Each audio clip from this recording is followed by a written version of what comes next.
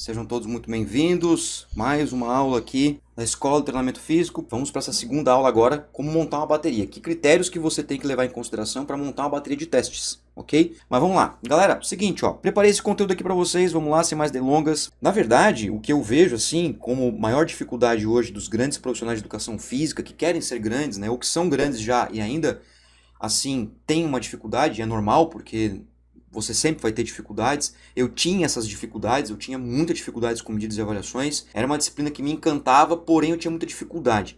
Por que eu tinha dificuldade? Porque, cara, quando eu fiz faculdade, na época de 2005 a 2009, tecnologia ainda era bem além do que, aquém, né? Aquém do que é hoje. Poxa, o YouTube estava começando, não existia Instagram na época, o Facebook estava começando também, então a gente não tinha acesso a tanta informação como se tem hoje, né? Então, às vezes, a gente ficava pensando, lia um livro, né, assim, cara, como é que é esse teste aqui, como é que é essa avaliação aqui, corre para um lado, corre para o outro, vai de costas, vai de lado. Hoje não, hoje a gente tem várias estratégias, né, como por exemplo o próprio YouTube, né, que vocês estão aqui, inclusive, para aprender sobre isso. Então, na verdade, a principal dor, por exemplo, que eu tinha, que eu quero compartilhar com vocês, não é nem saber ou não saber avaliar, mas sim como organizar as avaliações. O que eu faço primeiro, o que eu faço depois, que momento que eu faço. Por exemplo, qual é o momento ideal para avaliar uma mulher que menstrua? Que tem, por exemplo, o seu ciclo menstrual regular e que é uma mulher que menstrua, porque hoje tem a opção de não menstruar, correto? Para as mulheres que menstruam, por exemplo, qual é o momento de fazer a avaliação? Antropométrica, por exemplo. Como que você vai organizar isso? Então, esse tipo de pergunta que eu tinha, hoje eu sanei elas, boa parte delas, e tento passar isso para vocês, é justamente que a organização ela é muito mais importante, obviamente, no meu ponto de vista, e eu acho que vai ficar bem claro isso para vocês hoje, do que, tá, beleza, qual tipo de avaliação vou fazer? Aquelas briguinhas que acontecem na nossa área, né? Ah, dobras cutâneas ou bioimpedância para avaliar a composição corporal? Eu particularmente não fico brigando por isso, porque todos os métodos têm a sua importância, o que vai determinar a escolha é a sua estrutura, a sua logística e, é claro, obviamente, naquilo que você acredita como proposta de avaliação. Eu, Moacir, por exemplo, já pegando essa pequena polêmica sobre avaliação de composição corporal, eu não gosto de avaliar por bioimpedância. Eu gosto de avaliar por dobras cutâneas. Por vários motivos que eu nem vou me estender aqui hoje, porque senão até vou perder o foco da aula. Apesar de fazer parte dela, mas se eu for desviar por esse assunto, a gente acaba entrando numa discussão muito longa e até inclusive cabível de uma aula só para isso, né? Para você, por exemplo, discutir os tipos de métodos, né, de avaliação. Avaliação duplamente indireta, avaliação indireta, e a direta, que só temos uma, que é a dissecação de cadáver.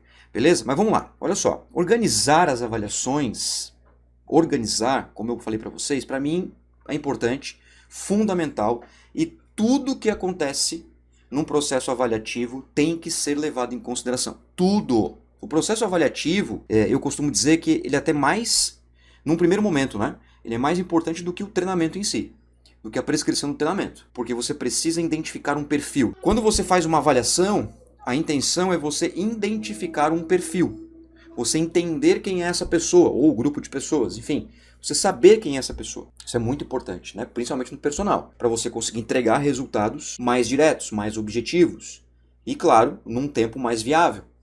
Porque a gente sabe que depende também, por exemplo, da frequência semanal do aluno de treinamento. Tudo que acontece na avaliação é levado em consideração. As roupas, as ordens dos testes físicos, os equipamentos que você tem disponível e até mesmo a disposição do avaliado. Já aconteceu comigo, não sei com vocês, comigo já aconteceu e muitas vezes acontece, inclusive até hoje, de você preparar, por exemplo, dentro da sua periodização de treino, quando que você vai avaliar, quais dias, quais horários, e aí o aluno chega, não dormi bem essa noite.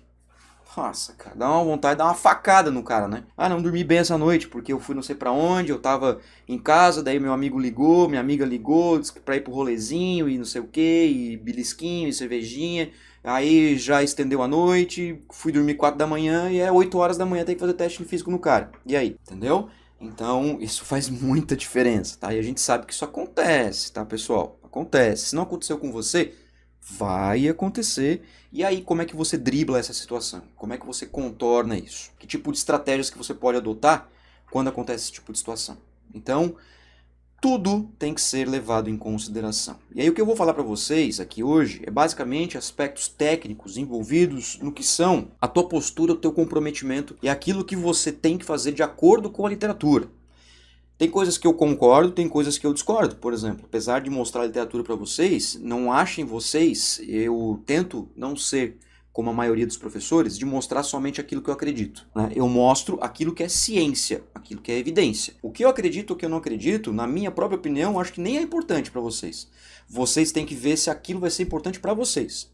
Se alguém pedir minha opinião, aí eu opino. Mas, claro, que eu preciso mostrar a ciência para vocês. Eu preciso mostrar aquilo que tem na literatura e aí vocês vão determinar se é importante ou não. Mas, claro, eu vou tentar sempre guiar num caminho de experiências próprias. Ó, já fiz isso aqui não funcionou, já fiz isso aqui foi bacana, já fiz isso aqui, mas fiz errado, poderia ter melhorado. Acho que isso enriquece muito a nossa área. Vamos lá, olha só, vamos começar a falar de traje, galerinha? Vamos falar de traje?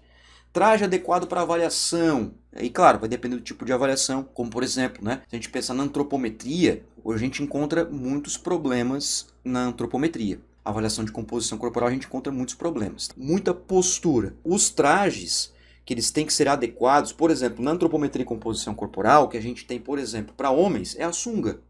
É o traje mais adequado? Sunga. Ok? Para as mulheres, é o biquíni.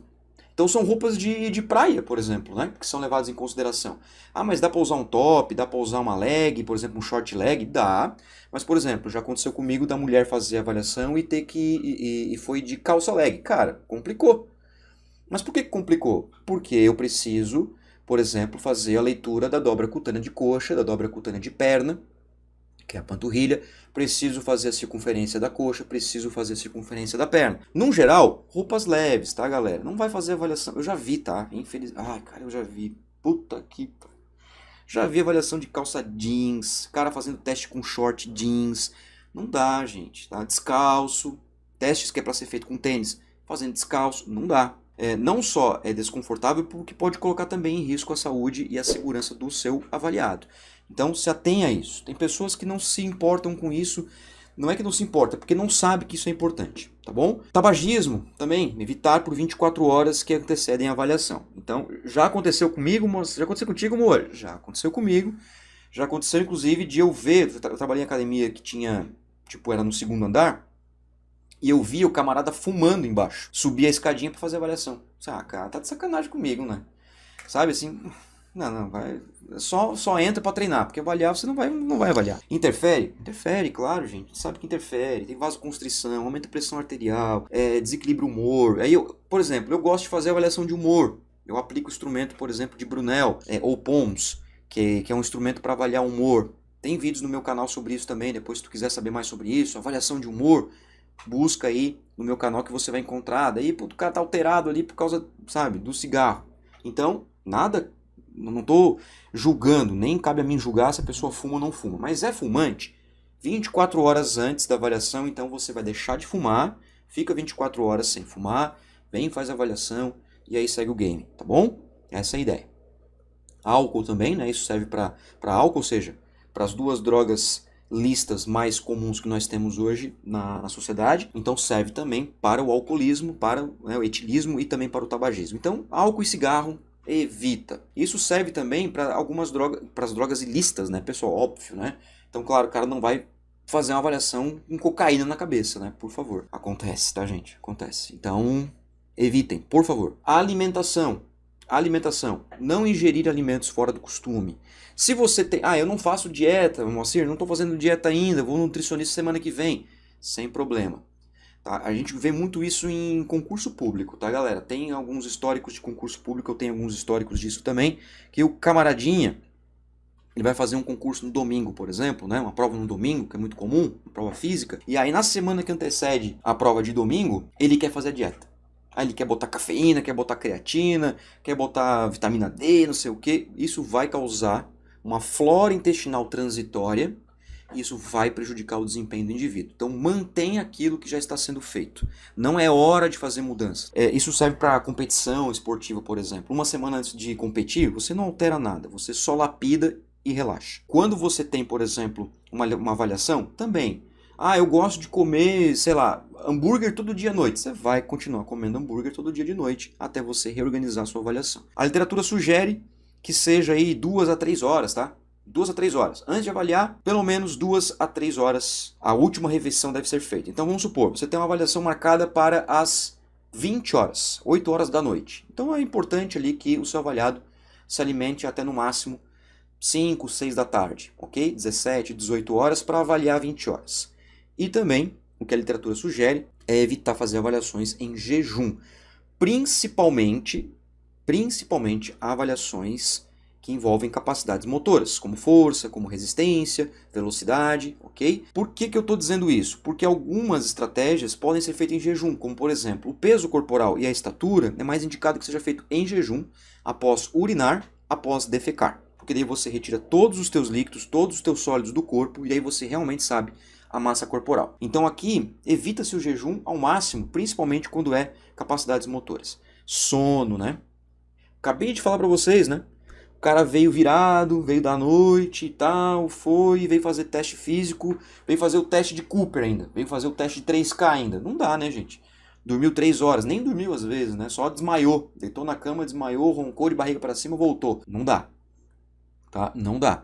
Tem que dormir. Tem que dormir pelo menos 6 a 8 horas, ok? Pelo menos é indicado. Ou que você mantenha a sua regularidade de sono. Porque tem pessoas que são aqueles que são restritos de sono cronicamente, né? A pessoa que consegue dormir somente 5 horas por dia e não consegue mais, ou por noite, né? Não consegue mais do que isso, não consegue, sabe? Já se acostumou tanto a dormir 5 horas e meia, tudo bem. Você vai avaliar nessa condição porque já é o perfil do aluno, beleza? E claro, né, meus queridos, como também já vi acontecer, exercício. Se você vai fazer a avaliação no indivíduo, antes da avaliação, não deve ser feito exercício físico. Independentemente do que seja, predominância aeróbia, predominância de força, velocidade, flexibilidade, qualquer tipo, no dia da avaliação. Vamos supor, você marcou uma avaliação para as 10 horas da manhã, beleza? 10 da manhã você marcou a avaliação com o seu aluno, com a sua aluna. Até as 10 horas, a gente não quer que o aluno treine. Durma bem na noite anterior, não tenha fumado, não tenha bebido, nada disso, né? Ter feito um bom café da manhã ali por volta das 7 horas. Veio avaliar, show de bola. Depois da avaliação, segue o barco, tá? Aí treina normalmente. Isso para evitar qualquer viés, principalmente antropométrico, por causa da distribuição de fluxo sanguíneo, dilatação. Então isso pode ocasionar sim diferenças nas suas avaliações. Vamos falar um pouquinho sobre sistemas energéticos também, que é fundamental a gente conversar sobre isso, como que você organiza as avaliações de acordo com os sistemas de energia. Para isso, é importante que você tenha o domínio da bioquímica. Por isso que, para quem já passou pela faculdade, vai lembrar muito bem disso, talvez não com tanto amor assim, mas você tinha as disciplinas lá de biologia, você tinha lá ou biologia molecular, algo do tipo histologia, alguma coisa vinculada à biologia.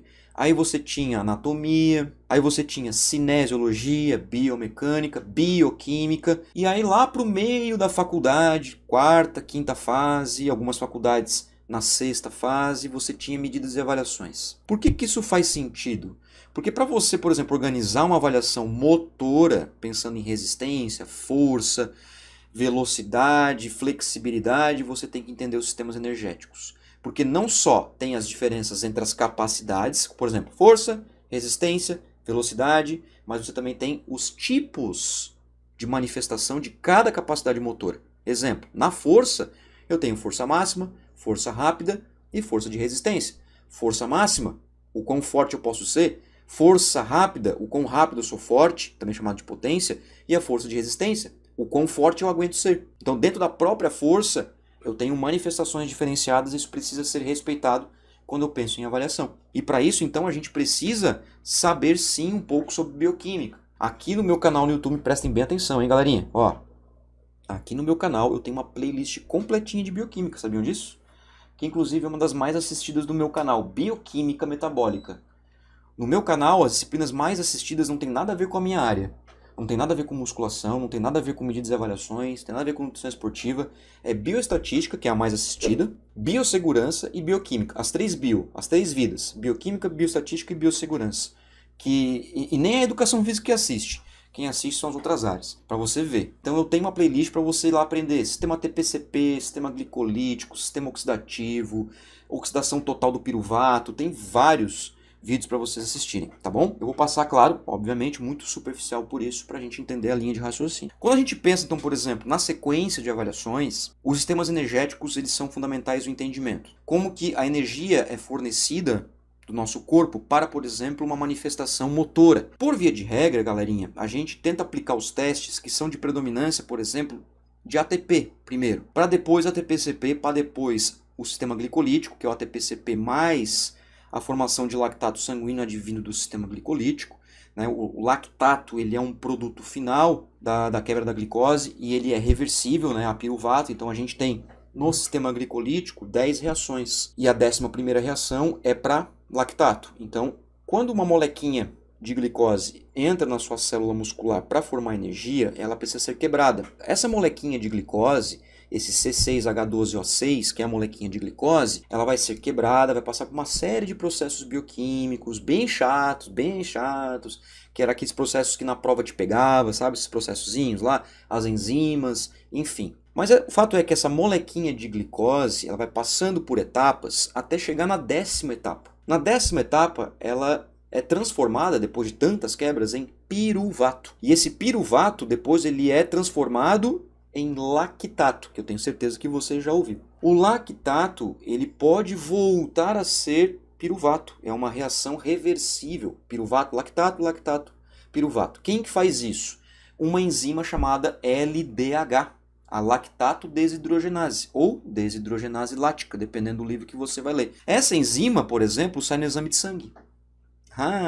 Que é uma das disciplinas que eu gosto muito de lecionar, que é análise laboratorial. Você pegar o exame de sangue do indivíduo, exame hepático, enfim, coletas laboratoriais, e você vê lá, CK, creatina quinase, lactato desidrogenase, enzima que quebra o piruvato em lactato. E o contrário é verdadeiro, lactato em piruvato. Tudo isso para explicar para vocês que quando existe a necessidade da utilização de glicose no corpo humano para contrações sucessivas musculares, aí sim eu vou ter resíduos metabólicos. Esses resíduos metabólicos, como por exemplo o lactato, que é bem evidente, isso a gente consegue mensurar inclusive por um aparelho. A gente avalia, por exemplo, pelo lóbulo da orelha, que é o mais fidedigno, mas dá para analisar pelo dedo também, mas o melhor é pela orelha, né? E a gente consegue avaliar diretamente o lactato sanguíneo. E temos também o sistema oxidativo, né? O sistema aeróbio. Então, vamos pegar um exemplo aqui prático, na prática mesmo, um teste físico que usa, por exemplo, principalmente ATP, o teste de velocidade de 20 metros.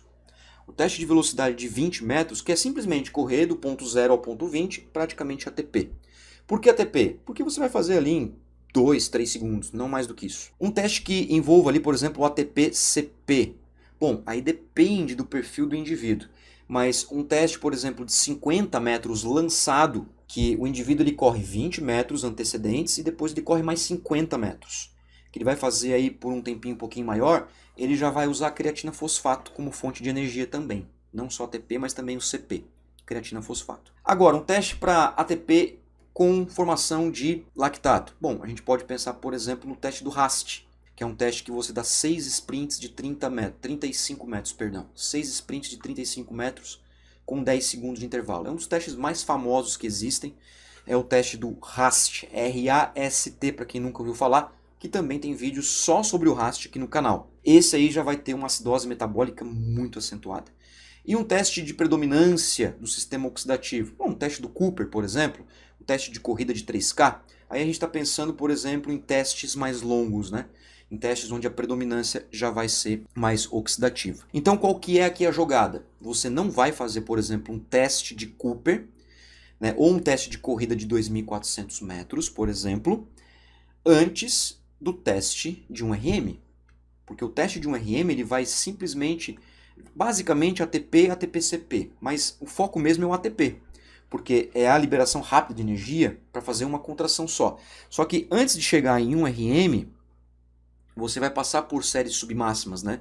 De 10, de 3, de 2 repetições. Então você vai gastando um pouquinho também no teu CP, né? Da tua creatina fosfato. Só porque os intervalos entre as séries no teste de um RM é de 5 minutos. 3 a 5 pelo menos. A literatura sugere pelo menos 3 minutos. Eu tento sempre fazer o teste de um RM com 5 minutos, que é o máximo, né? Por quê? Para você ter a ressíntese de ATP-CP. Ou seja, para você reestocar no músculo esquelético a partir de reações bioquímicas a tua creatina fosfato para tu fazer a série subsequente na mesma condição que tu fez aqui. Tu fez aqui uma série para testar a tua força, descansou 5 minutos, fez aqui mais uma série. Teoricamente, bioquimicamente falando, se tu tem 5 minutos de intervalo, essa condição B, a segunda condição, a série subsequente, vai ser igual à série anterior.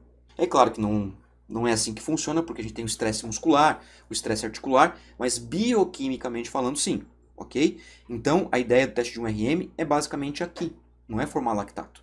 Ou seja, você não vai aplicar um teste de corrida, por exemplo, uma corrida de 3 km, o 3K, para quem trabalha com corrida de rua, e depois aplicar força, né, galera? Você vai respeitar a predominância das vias energéticas. O que você pode fazer, caso você faça, eu faço isso, é dividir os testes físicos.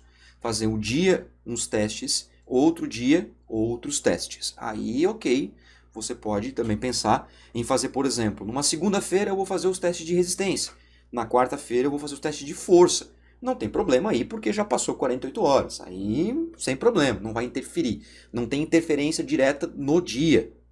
Tudo bem? Agora, quando pensar no dia do teste, as avaliações elas têm que seguir uma ordem lógica. Você tem que organizar essas avaliações em uma forma lógica, tá bom? E aqui na tela para vocês agora, eu vou elencar, isso aqui eu organizei de acordo com a literatura, de acordo com as minhas experiências práticas também, estou trazendo aqui para vocês uma forma, uma estrutura, um esqueletinho de como você pode organizar essas avaliações, e aqui dá para a gente falar muita coisa, somente nessa tela aqui. Vou responder a pergunta do Hulk, antes que a gente entre nessa parte aqui da organização das avaliações, porque como eu vou falar agora um pouco sobre antropometria, já vou responder a pergunta do nosso querido Hulk lá de Fortaleza. Qual o melhor protocolo de se usar para dobras cutâneas? Há de 7 dobras, pelo menos? Vamos lá, olha só. Em relação a protocolos de dobras cutâneas, a gente tem uma infinidade de protocolos de dobras cutâneas. Eu trago isso no meu livro. Tem um livro publicado, deixei de novo lá atrás, né, galera?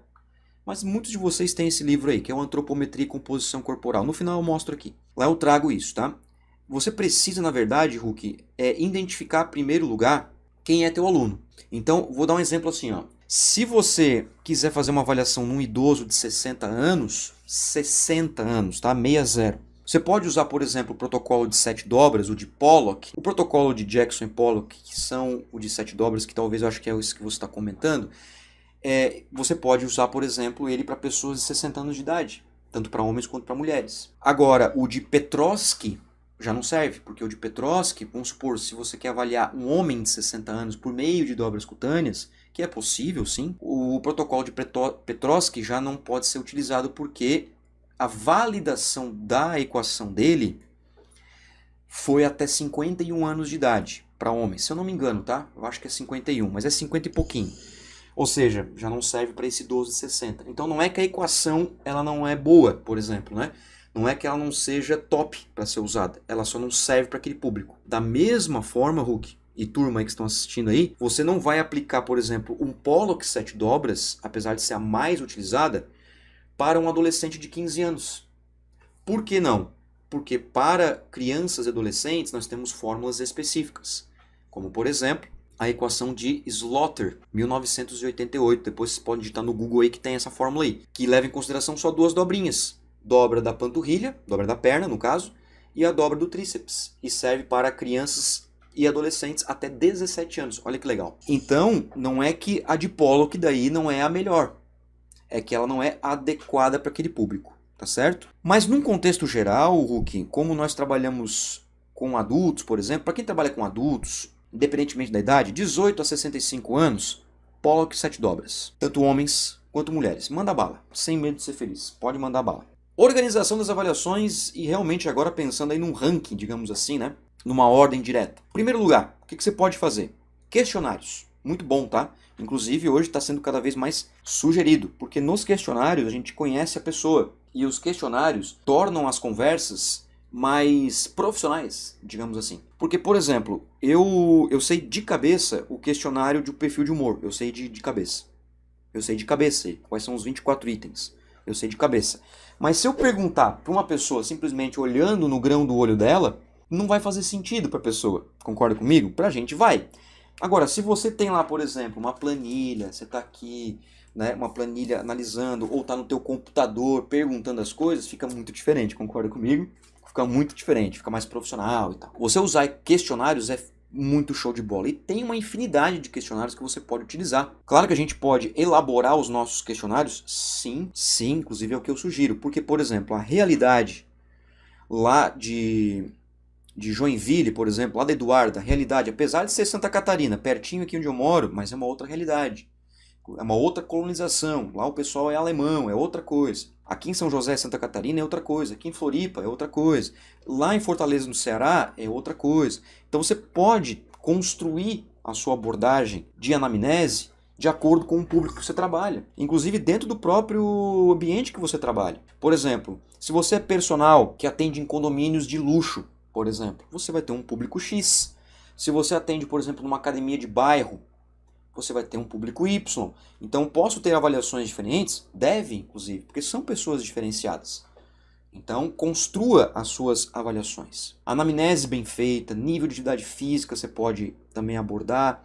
Qualidade de vida, que eu sugiro muito, tem instrumentos hoje que abordam isso, que é muito fácil de fazer também. E hoje a gente sabe que estamos passando por mudanças devido ao Covid, né? Mudanças psicológicas e tudo mais, está interferindo na qualidade de vida do indivíduo.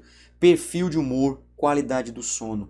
Olha que importante o profissional de educação física saber de tudo isso. Olha que importante. Questionário de qualidade de vida, perfil de humor e qualidade do sono? Sim.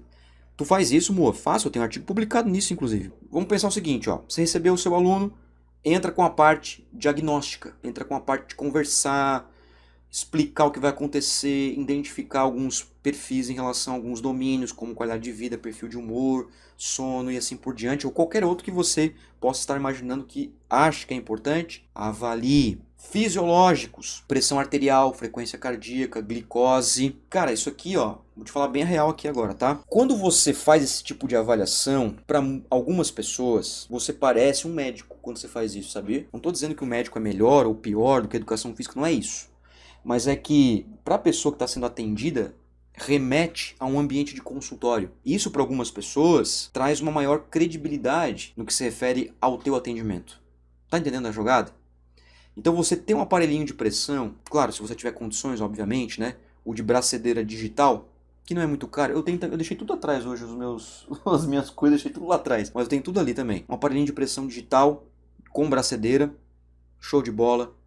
Para você fazer a aferição da pressão arterial, que também sai a frequência cardíaca, mas você pode ter, por exemplo, um dispositivo para avaliar a frequência cardíaca e um glicosímetro. Cara, você compra isso aí numa farmácia, na internet, você compra aí baratinho, compra as tirinhas, compra o lançador, né, o lancetador que a gente chama para furar o dedinho da pessoa. Isso aí é show de bola, cara. Isso aí dá uma credibilidade para você que você nem imagina. Tanto, por exemplo, o seguinte, ó. Se você faz uma avaliação, que a gente chama de avaliação fisiológica, né, dentro do processo avaliativo, e você verificou que a pressão arterial do indivíduo está 15/10. 15/10. Frequência cardíaca do indivíduo em repouso está 80. A glicose do indivíduo ali está em torno de 120, 125 miligramas por decilitro. Daí, opa, peraí. Por que está acontecendo, cara? E o cara falou para você que não, eu já comi já faz umas 3 horas. Aí você pergunta para ele, tá, mas você comeu faz 3 horas, tá com essa glicose aqui desse tamanho aqui, 125, 126, 130? Na verdade não foi 3 horas, eu comi agora na padaria, passei ali faz uma meia hora. Ó, já mudou tudo, cara. Já mudou tudo. E eu também já tive esse tipo de experiência, tá? Principalmente em avaliações de manhã, né? A gente passa por isso muito, né? Avaliações, por exemplo, 8 da manhã. O aluno tem que tomar café às 6 da manhã. Ele não vai tomar café às 6 da manhã. Ele vai chegar ali 7h30, passar ali no mercadinho, vai comprar um pão de queijo, um café com leite, com açúcar e vai vir para avaliação com um bafo de café tentando te enganar ainda, entendeu? Então, com o glicosímetro não tem erro, cara. Mas a tua glicose está 140, meu amigo. Você comeu agora. Você comeu agora. Ou você é diabético ou você comeu agora. Não, na verdade eu comi agora. Pronto, você já elimina a pessoa ali, né? Então, é legal você ter aparelhos que façam esse tipo de análise e você entender esses parâmetros para poder dar esse feedback para o aluno e conseguir, claro, obviamente, né, a partir dessas análises, conduzir melhor a sua avaliação. Morfologia, né, galera? Composição corporal, proporção corporal. E aí você parte, por exemplo, para o que é a antropometria. Então você vai medir circunferências, você vai medir dobras cutâneas, isso claro se você achar que é importante. Porque, por exemplo, para obesidade e para idosos, as dobras cutâneas elas já perdem um pouco o sentido, no sentido de identificar percentual de gordura. O mais importante, por exemplo, para o indivíduo que é obeso grau 1, grau 2, independentemente da idade, é baixar a circunferência, galera. Então as circunferências serão mais importantes. Circunferência da cintura, circunferência do abdômen, circunferência do quadril, circunferência do pescoço. Não esqueçam que o pescoço é um indicador de saúde. Tem pontos de corte da circunferência do pescoço para risco da saúde, tanto em homens quanto mulheres. Sabiam disso? Não sabiam, estão sabendo agora. Então, depende de quem você vai avaliar. Se é um atleta, por exemplo, já é uma outra pegada também. Então você parte para essa área da antropometria. Proporção corporal, somatotipo, imagem corporal, estrutura óssea, estratificação de composição corporal, peso ósseo, peso muscular, peso residual e assim por diante. Tem tudo isso aqui no meu canal. Tudo explicado detalhadamente como é que você faz estratificação de 4 componentes, por exemplo. Tem tudo aqui para você. Quarto ponto que eu trouxe aqui para vocês, galera, capacidades motoras. Aí você parte para a avaliação cardiorrespiratória, a avaliação neuromotora, de acordo com aquilo que você escolheu. Força, resistência, flexibilidade, velocidade, agilidade, coordenação, equilíbrio, capacidade funcional. Então vamos supor, se você tem um aluno idoso, né? Eu tenho o meu pai que é idoso, idoso, hipertenso e obeso. Agora está emagrecendo. Então, quando eu faço avaliação nele, por exemplo, eu faço a avaliação de capacidade funcional. É muito importante para ele. Essa capacidade funcional eu vou utilizar uma bateria de testes específicas, como por exemplo do Grupo de Desenvolvimento Latino-Americano para Maturidade, que é o GDLAM. Esse tipo de bateria de teste tem caminhar 10 metros, tem levantar e sentar da cadeira 5 vezes com os braços cruzados sobre os ombros, tem também levantar-se do chão de costas. Então tem algumas atividades para ser desenvolvidas para a gente avaliar essa capacidade funcional. Vamos pegar um exemplo básico aqui. O seu aluno chegou, você vai fazer uma anamnese, identificar alguns pontos desse aluno. Se for eu, Moacir, geralmente eu faço qualidade de vida, humor, sono. E faço também o estilo de vida. Por exemplo, quantas horas trabalha, no que trabalha, se a predominância do trabalho é em pé, se é sentado, enfim, se tem carro, não tem carro, o estilo de vida da pessoa, né? Se vai de ônibus, se vai de Uber, se vai no mercado sozinha, enfim, se tem marido, se tem filhos, se tem cachorro, tudo isso. Eu pergunto, é estilo de vida da pessoa. Faço também uma avaliação de alguns parâmetros fisiológicos. Vou para a antropometria. Aí eu, Moacir, adoto Pollock 7 dobras, somatotipo, estrutura corporal e imagem corporal. E faço avaliações. No personal, por exemplo, eu faço força máxima dinâmica indireta, um RM indireto. Então eu não faço o RM direto, faço o indireto. Já fiz uma live sobre isso aqui no canal também, tá, galera? Explicando, eu uso uma planilha que eu tenho, que eu construí para mim, eu faço, usando essa planilha para estimar um RM do aluno, faço de resistência muscular no supino, que é um teste específico também, faço o teste de abdominal, geralmente, o de apoio, e faço também o índice de fadiga, que é para potência, e faço um teste na esteira para identificar a resistência aeróbia. Essa é a minha avaliação no personal, por exemplo. Quanto tempo demora? 2 dias. Eu faço em 2 dias separados. Costumo fazer em 2 dias até para poder conseguir coletar melhores dados. Tá bom? Então essa aqui é uma forma, um exemplo, para a gente fechar essa tela aqui, de como eu trabalho, um exemplo. Mas se fosse um idoso, eu já não aplicaria, por exemplo, um teste de resistência máxima. Já aplicaria, por exemplo, um teste de Rockport, que eu já apliquei, por exemplo. O que é o teste do Rockport? O teste Rockport é um teste de caminhada de 1.600 metros. É uma milha americana. 1.600 metros. Pede para o indivíduo caminhar, você vai coletar alguns dados, massa corporal, frequência cardíaca, e depois você consegue consumo de oxigênio. Tem esse teste e tem o teste de caminhada de 800 metros também, que é bem legal. Então depende muito quem é o seu avaliado. Mas tanto faz quem é o avaliado, você vai sempre respeitar essa ordem. Então eu não vou fazer o teste de caminhada de 1.600 metros antes de fazer, por exemplo, a medida das circunferências. Ou antes de fazer a pressão arterial, não faz sentido, porque vai estar muito modificado. Então, bastante atenção nisso aí. Beleza, galera? Vamos lá. Informações importantes da literatura que eu quero compartilhar com vocês. Não causar danos físicos e danos psicológicos. Jamais, tá, galera? Uma coisa é motivar, outra coisa é prejudicar. Sempre respeite o limite do aluno. Não cause danos físicos ao aluno e nem danos psicológicos. Então, escolha muito bem os testes e testes que estejam condizentes com a sua aplicação. Quer ver um exemplo? Não vai aplicar teste de resistência aeróbia, como, por exemplo... Vamos pegar um teste bem desgastante, cara. pensar aqui. O teste do BIP intervalado. O BIP intervalado é um teste bem desgastante. Não sei se todos conhecem, mas é um teste que tem ritmo, que você precisa percorrer 20 metros, bate na linha e volta. Teste do BIP, vai e volta. Tem um BIP mesmo, BIP, BIP, BIP, BIP. Tem o clássico, que é contínuo, que você vai e volta, a velocidade vai aumentando até você fadigar. E tem o intervalado, que você faz uma volta, retorna ao ponto e descansa. É muito cansativo esse teste, é muito puxado, é muito pegado. Você não vai fazer um teste desse, por exemplo, num dia como hoje, sábado, às 15 horas, 3 horas da tarde, com sol de 38 graus aqui. Não vai fazer isso.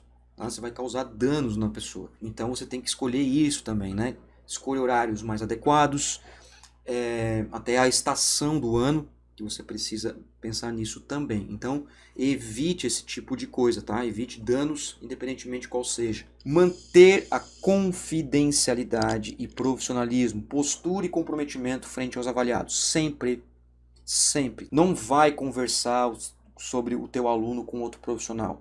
Não se faz isso, galera. Não se faz. Por favor, não façam isso. E mantenha sempre o profissionalismo.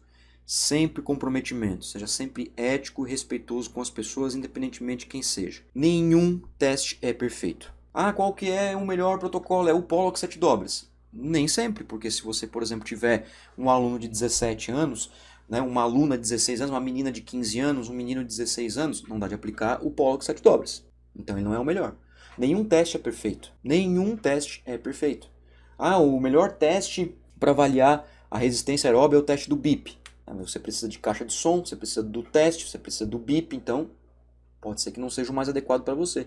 Pode ser que um outro teste seja o mais interessante por causa da estrutura. Até porque o teste do BIP precisa ser feito externo, né? Você precisa fazer ele num ginásio, por exemplo. O ginásio é o mais indicado. E ainda, você tem que respeitar a especificidade. Por exemplo, se é um atleta de futebol de campo, você não vai fazer no ginásio, você vai fazer no campo, na grama. E se chove no dia? Não dá de fazer. Ah, faz na chuva. Tá, aí você tem o viés da chuva. Então, nenhum teste é perfeito. E nada tira o julgamento do profissional. Acima de tudo, nós profissionais é que decidimos, tomamos a decisão. Não confundir resultados de um teste com valor pessoal. Isso aqui é bem importante, tá, galera? Bem importante. E aí, eu mesmo vou falar de mim mesmo. Lembra que eu falei para vocês ali sobre o tabagismo? Eu tô lá esperando o aluno para avaliação, trabalho numa academia de segundo andar, tô vendo o meu aluno lá embaixo, fumando. Tá fumando lá o cigarrinho lá antes de vir para avaliação. O que você vai fazer? Você vai entrar com o seu aluno na sala de avaliação e explicar para ele: olha, eu te vi ali embaixo, você estava fumando e eu falei para você que não era para você fumar em 24 horas. Então, infelizmente, por causa disso, você não vai poder fazer a avaliação hoje. Vamos remarcar? Vamos remarcar.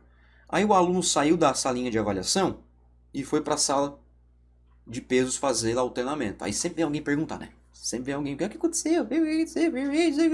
Não, o aluno não estava se sentindo bem, então a gente decidiu adiar a avaliação. Para não ter que ser grosso com a pessoa, né? Dizer o seguinte: não é tua conta, cara, não pergunta, não é tua conta. Porque a vontade de responder é isso. Não, tu tá perguntando o que? Não é tua conta. Mas aí eu respondo de uma forma, respondia, né? De uma forma mais assim, para não ter que julgar a situação pessoal daquele indivíduo, sabe? Então não é porque é um fumante que ele não tem o seu valor, por exemplo. Então, acontece com a obesidade também. Não é porque o indivíduo está com grau de obesidade que ele não possa vir para um grau de peso adequado ou que ele não possa vir para uma situação de eutrofia. Então não é porque o indivíduo é obeso que é um indivíduo que é descontrolado com comida ou ele é isso, é aquilo. Não. Às vezes, por exemplo, passou por um problema pessoal muito grave naquele momento, sei lá, perdeu um parente, perdeu um emprego, alguma coisa importante e desenvolveu uma obesidade ali em 3 meses.